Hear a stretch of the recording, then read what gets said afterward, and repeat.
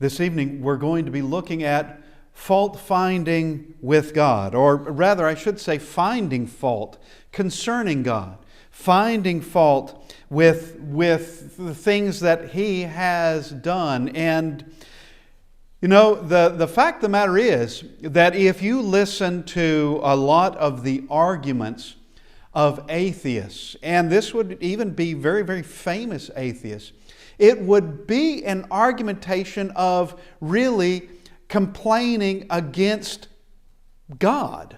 Not of saying that He doesn't exist, but it starts off as, how could a loving God do this? How could a loving God do that? Why does this occur and that occur? And it is a complaint against Him, not really a rational thought, not really that of scientific evidence, as it is an emotional response to something that happened in their lives. Darwin, it was the death of his daughter. With Madeleine O'Hare, it was hardships that were in her life that she really brought on herself.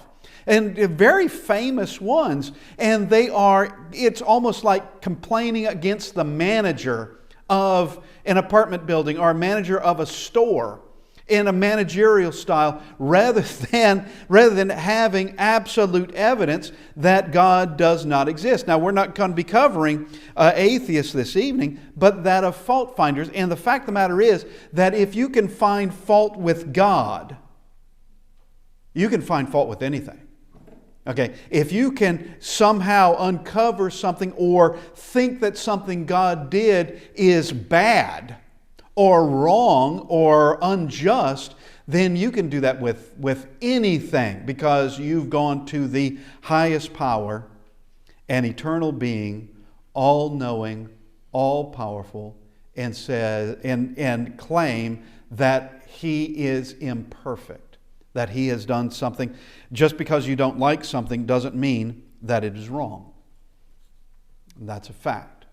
Now, this evening it's going to seem like I'm picking on the French. I am not. It just coincidentally, I have discovered, not coincidentally, actually with a little bit, it wasn't my intent. We're just going to say this. Okay, so we start off with a quote of Napoleon, of which this is the first time I've ever quoted Napoleon, ever. Okay, whether out of the pulpit or in the pulpit, I just have no quotes for Napoleon. But he says, the French complain of everything and always. Okay, now I think that really describes a lot of humanity. Complaining about anything and always. Always complaining. And we do have if you go to a thesaurus and look up like complaint or complainer, you will find quite a number of words in the English language about that are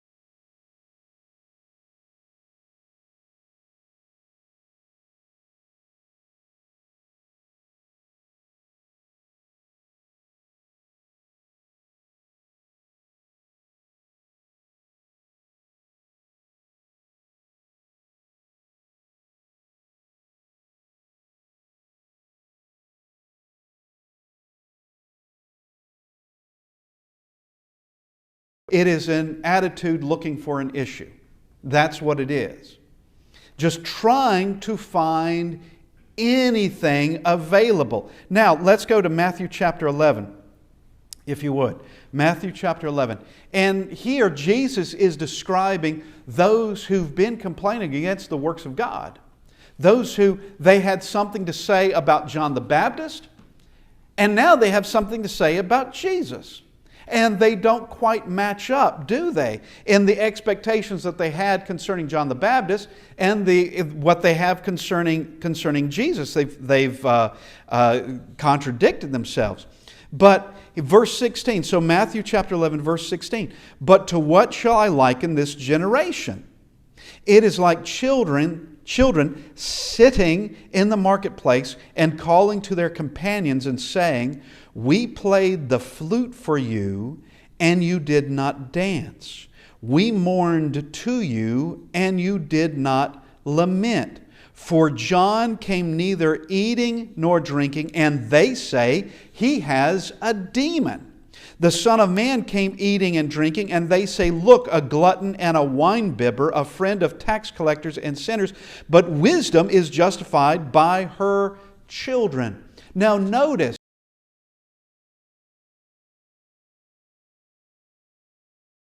they're never satisfied, because someone who is dead set on complaining against God is going to look for anything, any minutia, anything they can whatsoever. And so John is one that he was, we could use the word austere, and we could use the word Spartan. He lived out in the wilderness. His clothes were rough. His diet was also rough. And he's neither eating nor drinking. Obviously, he did have a diet, and obviously he had to drink something. But they say he has a demon. Okay, so with that, that's what you say.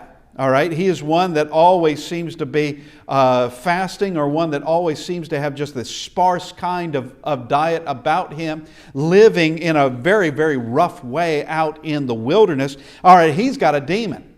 But here comes Jesus, who is behaving very differently. Now, does Jesus fast? Yes, he does. He does fast.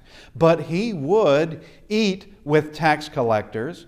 He'll also eat with Pharisees. And as Jesus stated, it's the sick who need the doctor. Those who aren't sick, they don't need a doctor at all. But he's willing to be with sinners, and then what do they say about him? He's a glutton, he's a winebibber, a friend of tax collectors and sinners. That's what he is. Well, Christ came to save all. He didn't come down to just welcome home the religious elite of the first century. He didn't go down there to pat them on the back and to condemn everyone else who's not one of them. He came down as the great physician, and the great physician, if he's going to be great at all, has got to be around the sick. He must. Now, how pathetic would it be if you have a doctor today, a physician today, who wants to be only around healthy people? Or a physician that only wants to be around individuals that are mildly sick. They have a mild case of this or a mild case of that. But they'll have nothing to do with those who are seriously ill. Well, with Christ, it's the whole range of those who may be wanting to be obedient to God. They are conscientious people, but they do have sins. But there are others who in their life have made some serious mistakes. Well, what about them? Do they just get left out? Well, not with Christ they don't. Not with Him. But now, if we put all this together of where John's out in the wilderness, they're going to complain about him. Did he ever go and eat with tax collectors and sinners? Well, we don't know that he ever did. But he's got a demon. But don't you dare do something different than this. Okay, so which way can you turn? You're either demonic or you're a wine bibber and a glutton and a friend of tax collectors and sinners. They had nothing good to say. There was always something. Now let's go to Luke. Luke chapter 19, if you would. And with this one, the critics of God are absolutely blind.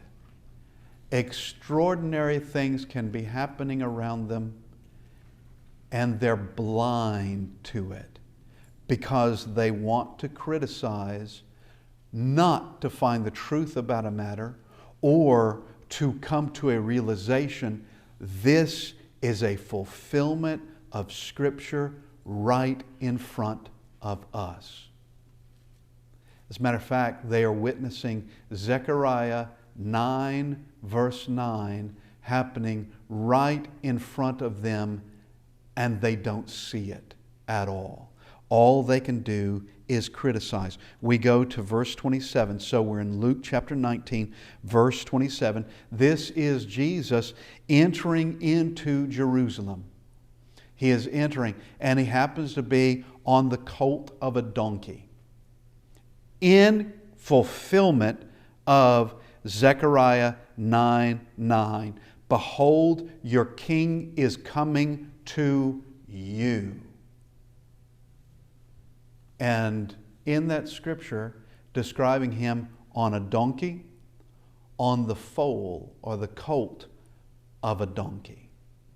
That's what how he's arriving into your city. Verse 37, then as he was now drawing near the descent of the Mount of Olives, the whole multitude of the disciples began to rejoice and praise God with a loud voice for all the mighty works they had seen, saying, blessed is the King who comes in the name of the Lord. Peace in heaven and glory in the highest. Here are a multitude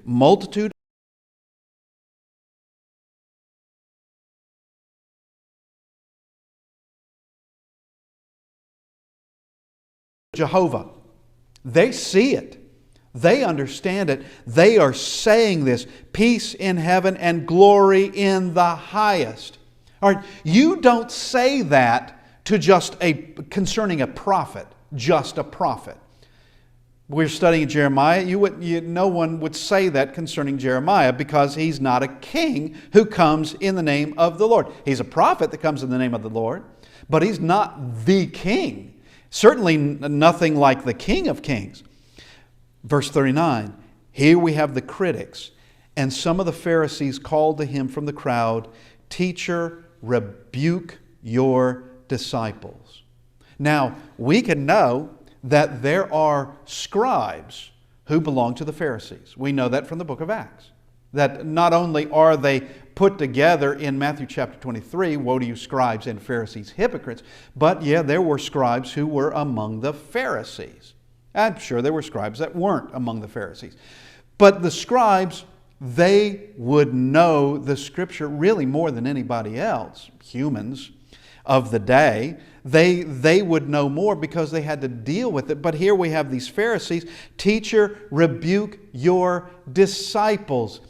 Why? They're glorifying God, but they don't want them to glorify God with it being Jesus as the King coming in the name of Jehovah. Well, that's who he is, but they don't want that enunciated. They certainly don't want that shouted, and they don't want a multitude shouting it. No way. Teacher, rebuke your disciples. They shouldn't be saying this. But why not? Zechariah 9:9 is being fulfilled right then and there. And Zechariah 9:9 says, this is the King. This is the King, and he is coming to you. But he answered, verse 40, but he answered and said to them, I tell you that if these should keep silent, the stones would immediately cry out. Now, this is an event. This is a historical happening described in the Old Testament Now it's coming to pass right in front of them. And what do the critics do? Complain. That's what they do. They will read Zechariah. There's no doubt they knew Zechariah. There's no doubt they would say, yes, Zechariah is a prophet of God. Now, something that he spoke of, that he wrote of, is coming to pass. Was so much for your appreciation of Zechariah, because you see this as nothing. Let's go to Acts chapter 2. You see this as a problem, that these individuals, this multitude, should not be saying these things. Acts chapter 2. Well, Zechariah certainly did. He certainly did. But we go to Acts chapter 2. Here we have, once again, blind critics. All they know how to do is to be scornful. That's all they know how to do. That is it. It's almost as though they make their living doing that. They make their living criticizing important events and criticizing God and criticizing Christ and His works. Now, we see verse 14. We'll just start in verse 14. I'm sorry. No, we need to go up a little bit, and we're just going to scan through. We have the apostles now being able to speak in other languages, and they are going to preach the first gospel sermon in the church, because the church is established on this day. And we see where there are all these languages being spoken, because all these different people from these different places, they're all Jews, but from the dispersion, they've come from all these different areas speaking all these different languages. They didn't all speak Hebrew or Greek for that matter. Parthians and Medes and Elamites, those dwelling in Mesopotamia, those dwelling in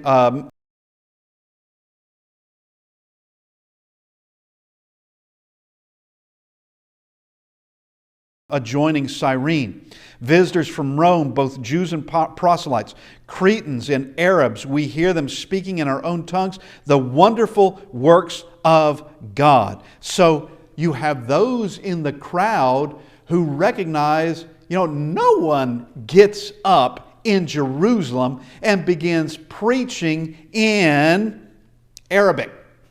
It just doesn't happen. Or begins preaching in the Phrygian language or in Egyptian. It doesn't happen. And we hear them all. Everyone is hearing their own language. They're amazed. They say they're speaking in our own tongues the wonderful works of God. They understand it.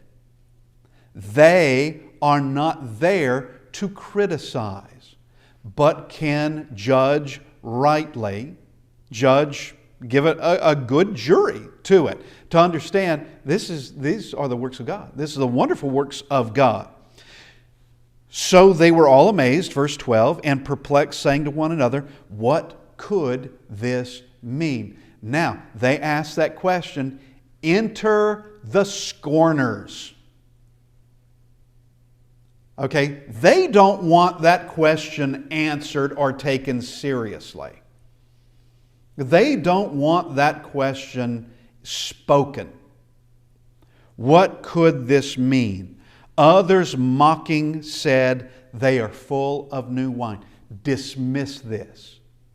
That it's nothing more than that. They are all full of new wine, and that's it.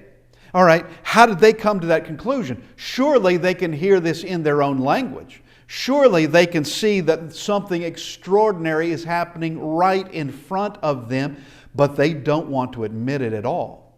They very well know that the men up there, in their language, the language they understand, are speaking fluently and eloquently. And clearly, they know it. And here's the thing. Drunks don't even speak their own language very well. They kind of lose the ability to complete full sentences, like I had difficulty right then. They have difficulty completing sentences. How could they possibly be teaching in all these languages? But here is Joel 2 being fulfilled right in front of them, and all they can do is criticize? They're completely blind to what has happened. Now, we come to this, verse 14. But Peter, standing up with the 11, raised his voice and said to them, because he heard it, Men of Judea and all who dwell in Jerusalem, let this be known to you, and heed my words, for these are not drunk as you suppose, since it is only the 3rd hour of the day. But this is what was spoken by the prophet Joel. So he begins to quote Joel 2, verses 28 to 32. And it shall come to pass in the last days, says God, that I will pour out my Spirit on all flesh. Your sons and your daughters shall prophesy. Your young men shall see visions. Your old men shall dream dreams. This is coming to pass right here, right in front of them. And all they can do is just scorn. That's it. That's the best they can do. And here is the thing about the truth and people who don't want the truth. Here is the thing about them. For those that don't want the truth, they cannot prove the truth is not the truth. They can't prove it. Therefore, the only thing they have left to do is to mock it. That's it. That's the only thing they have left to do. If they could prove it false, they would do it. They would do it in a heartbeat if they could prove it false. But if they can't, and they know they can't, all right, they don't want that question being answered. Whatever could this mean? Nope. Squelch that. These men are drunk. They don't want the truth being known by others either. They don't want others coming to the conclusion that this is the wonderful works of God right in front of them. And as Peter is going to point out, this is Joel 2 being fulfilled right in front of them. Have any respect for Joel? Maybe theoretically, but no, not at all. Not if they're going to be doing this. Not at all. Let's go to 1 Corinthians chapter 1. 1 Corinthians chapter 1, I think we may mention this last week, but we'll read it this evening. 1 Corinthians chapter 1, and that the critics of God are the wisest people in their own eyes. The critics of God are the wisest of all, and they cannot be wrong in their own eyes. They can't be wrong, and they're fully convinced that they're right. And no doubt you have met someone who every now and then I meet a very arrogant person. And they are convinced they cannot be wrong. They can be hit broadside by proof, painful proof. They're wrong, but yet they're still right. They just cannot admit it, that they are not the wisest. They are wise in their own eyes. Verse 18, for the message of the cross is foolishness to those who are perishing, but to us who are being saved, it is the power of God. Now that's a huge gap there, isn't it?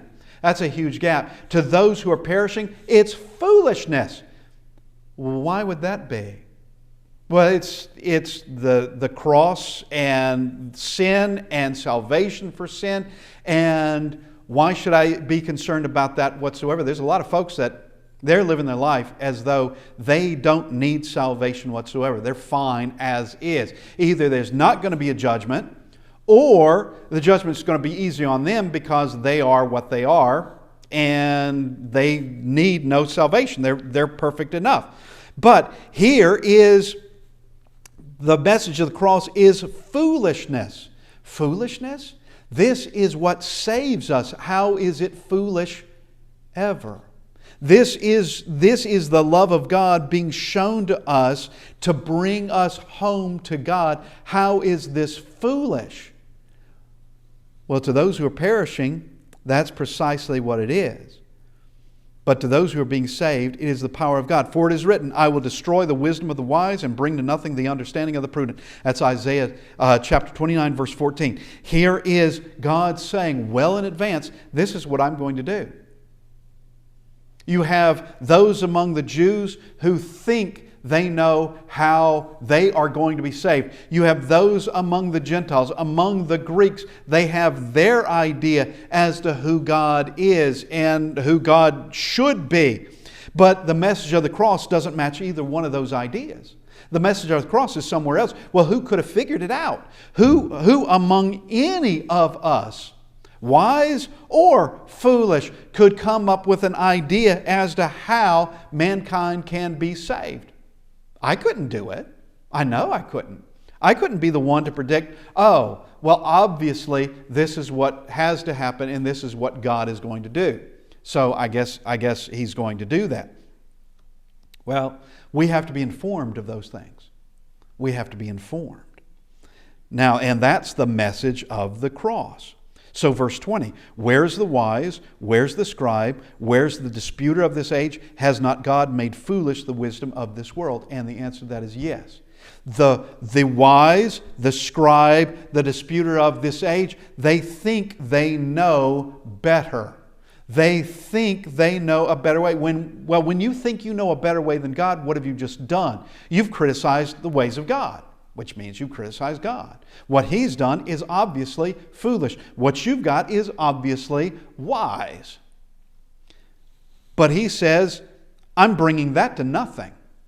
What they think, these supposedly wise individuals, obviously you are the people and wisdom dies with you, that sort of person, well, He brings that to an end. Verse 21, for since in the wisdom of God, the world through wisdom did not know God. What kind of wisdom is that? The wisdom of the world. They didn't know God. And you can't without being informed by God, through His words, through the prophets. Through wisdom did not know God. It pleased God through the foolishness of the message preached to save those who believe. For Jews request a sign and Greeks seek after wisdom. But we preach Christ crucified, to the Jews a stumbling block and to the Greeks foolishness. But to those who are called, both Jews and Greeks, Christ, the power of God and the wisdom of God, because the foolishness of God is wiser than men and the weakness of God is stronger than men. And never think that God is ever foolish or ever weak, because He's not. He's not. Let's go to Proverbs chapter 1. Proverbs 1. And here, the critics of God always think they are the wisest among the wise. And the critics of God love their job. And it's self-appointed. Nobody hired them. Well, I guess somebody could hire them. But they love their job. They love it. And here, if we go to Proverbs chapter 1, let's just begin in verse 20. Wisdom calls aloud outside. She raises her voice in the open squares. She cries out in the chief concourses, at the openings of the gate in the city. She speaks her words. Now, this wisdom is not the wisdom of the world. This is the wisdom of God. This is the wisdom that has been from eternity. This is wisdom that helps anyone in any time, any generation, anywhere, always. Always. It's the wisdom that from the beginning of the earth to the end of the earth helps all humanity. Verse 22, how long will you simple ones love simplicity? And that simple ones would be those that are just naive, those who are foolish, those who they really, and you can see it in children. You can see it, those that just haven't quite matured yet, of a naivete, or they're naive, and they have a different view of things, and you can know, having some experience, you can know, well, that's not exactly going to work. or you don't quite know how nature works or how the people work. This is nothing but simplicity. But we come to this. For scorners delight in their scorning, and fools hate knowledge. They hate knowledge. The scorner and the fool, they're really putting and the simple one, they're put in the same category here. The fool hates knowledge, hates the truth, and the scorner loves scorning. Love doing it. That has to be toward God and toward wisdom, because that's the context in all this. And of hating everything that is known as truth and love to scorn it. Love to scorn it. We see those who critics of God never satisfied, because you can't satisfy them. They'll never be satisfied. You have someone like Israel in the wilderness, of where they're murmuring against God with a full mouth. Okay. They've been eating manna. That morning they were eating manna. And now, same day, they're complaining against God. Okay. Are you hungry? Are you really hungry? Have you not just eaten a miraculous thing that no one on earth will ever eat? Ever? And including Israel after you get out of the wilderness, including your children. They will never see this. And you are consuming the very wonders of God, and you can complain? Well, the critics are never satisfied. The critics are absolutely blind, those who criticize God. The critics can love what they do. They love what they do. If you hate the truth, you hate God. And if the only way to defeat truth, well, it's undefeatable. But you can scorn it and somehow feel better. And you can scorn it and maybe others will join in with you. Maybe. It is interesting to read atheists, whether it's current ones or past ones, and having to deal with certain things and they don't know how to deal with it. Nietzsche had to deal with his conscience. And in his writings he talks about, why do we even have this feeling of guilt? It shouldn't be there. Yeah, that's true. If we are just have no soul, if there is no God, we're not created beings in the image of God, yeah, we shouldn't have a conscience at all. So how do you answer that if there is no God? There's also Lawrence Krauss, modern day writer, who hates the question why. And he's quite, he writes about it. He hates the question why, because it calls for a purpose. And Lawrence Krauss knows that if we came from nothing, that is, if we are not created, if there is no God, then we have no purpose. None at all. Well, that's kind of stark, isn't it? That's kind of stark. In both of these writers, complaining bitterly against God and trying their hardest to prove, at least in their own mind. Sometimes I think they're writing books just to try to calm the conscience that Nietzsche hated. Just to do that. But we come back around to this. If someone can criticize God, they're going to criticize the works of God. They're going to criticize the followers of God. They're going to do it. They're going to criticize those who are faithful. If they called the master Beelzebub, What are they going to call? If they called the teacher Beelzebub, what are they going to call the follower? What are they going to call the disciple? What are they going to call the student? What are they going to call them? Well, nothing any better. We're following Christ because this is the wisdom of God, and we've taken it in. We have taken it in. A matter of the heart. That is all. A matter of the heart. We ask this evening that we look at our lives. Judgment will be here. As this day came and went, so too will the day of judgment. Very real, and it will have its beginning, and it will be sudden, and it will have its end of where those who are outcast, those who are among the wicked and the rebellious, will be cast into hell with Satan and his lot. But those who wanted God and followed Him faithfully will be brought home with Him for eternity. Forever separated from those who would do them harm, separated from never to see death again, never to witness sickness or any hard thing. No hardship, no heartache, all of that gone. Are we ready to have our lives judged?